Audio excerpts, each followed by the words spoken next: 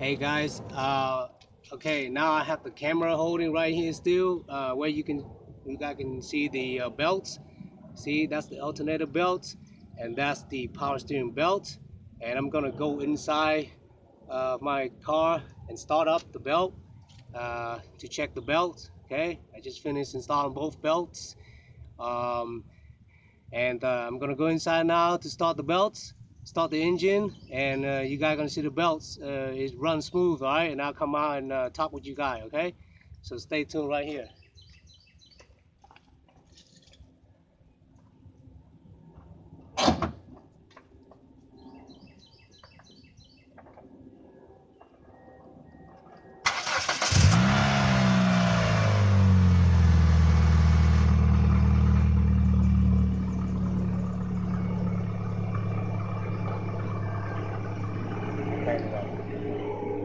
Okay guys, now you see how smooth the belt started. I mean, it's just smooth like that. All right, it cannot get any smoother. But you guys see is my leakage, right? Yeah, the leak is still leaking, but that's another problem. I mean, I can't do nothing about it at this point. It's just like one drop like every second or two. But I have to drive like in town, from now I have to drive it like, you know, it's not like a big issue, but it's not like a big issue, but I mean, it gets me around town, so I mean, I can't do nothing about it at this point for the leakage. But back to the belt, okay? You guys see how smooth my belts were, right? At this point, I'm not running the AC belts. You see that? The AC pulley and the idler pulley for the AC. I'm not running that old belts anymore. I'm not running that long belts anymore. You see that? I got the alternative belts, and I install it on my power steering and the crank pulley, and that's all. You know, I mean, I got it going like this, guy, and this is something you can do too. This is something that is possible. Okay, you can switch out the belt like that. It's pretty easy.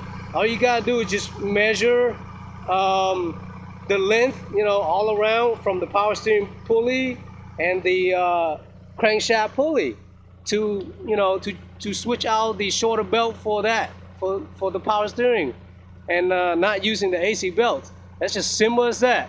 And my alternator belt is still the same kind of belt, okay? Same length. I'm not replacing that like with a different belt or anything like that.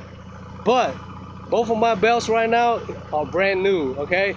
If you want to know which belt that I replaced for the power steering and not using the AC, which I'm running the shorter belts. If you want to know what type of belt I'm using, go back to the video that I showed you guys, the number on the alternator belts and the number for the power steering belts, so you'll know which belt you should go to AutoZone to get it, okay? And I've got it on the first video or two of on how to install new belts on my engine. All right, and before that, of course, I put down some new coolant into the reservoir bottle, and I'm gonna check it, see how much coolant I have. It seems like I have it full. It seems like it's full, so that's good right there. And my engine belts are running smooth, but I don't know how it drives yet. I have to put on my tire and go for a test drive after this, but hopefully everything gonna went well. Everything seems like it's running well. I don't know how the drive is, but one thing I noticed, guys, this is important too. I went in and I steered my steering wheel, and it's really soft, guys. So I don't know anything happened with the power steering pumps or the system or whatever, but the steering is just smooth, and I don't hear any more sound when I start too. You guys didn't hear any sound when I started, right? Yeah, no squeezing sound like before. And even I steered all the way at the end, I can hear just a little bit from the power steering pump that's pumping the oil. That's about it. It wasn't like worse like before. When I steered all the way, it'll make this it'll make this ugly noise from the power steering pump or the hose. But after this, it's gone. Yeah. So obviously it's taking less stretch, you know, because it's just running the power steering pump instead of running the AC and the idler pulley and all that, you know. So soon later, I'm gonna have to take out this AC if I'm not gonna use it. If I'm gonna keep this car to drive it for like another 2 years or so, and then I'm gonna keep, you know, I'm gonna take the AC out. If I'm gonna sell it soon, I'm gonna have to reinstall the longer belt back again and have my AC system work again, like I say in the videos. So at this point, it's, you know, it's good. I just got to install the wheel back on, go for a test drive, and I hate to have it down because I got so many other things to do while it's up here too, like finish up my front kit because it's cricket, and yeah, I gotta order this low beam light bulbs and replacing the light bulbs on my headlights. That's the next thing I should do. But as far as that, everything else is good. For the tune up, like my air filter is looking white cleans, and I already changed the spark plugs. The wire is good. The battery is good. I checked the timing belt. I checked all the fluids already. I did the oil change.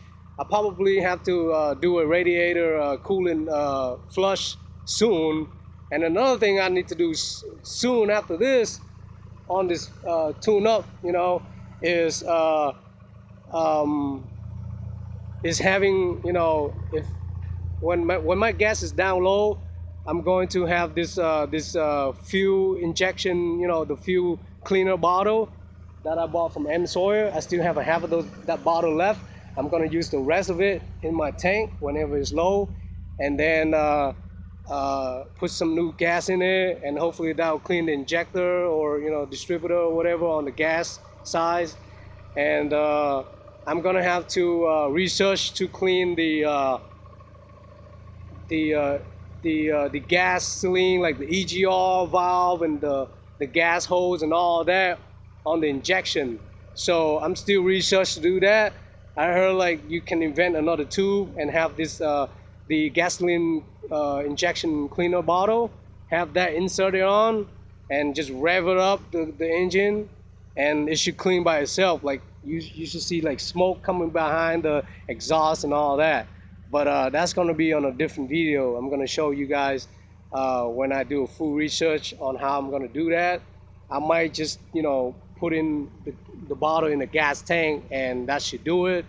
I mean, there's other ways, you know, that's a couple of ways to clean your fuel injection. Yeah, is, you know, clean your fuel injection and the manifold and all that stuff, like the throttle. There's a way to do that by having an extra hose and run a injection clean bottle for the gas, or just pull in that bottle in the gas tank, you know, and refill the fuel up, you know, full.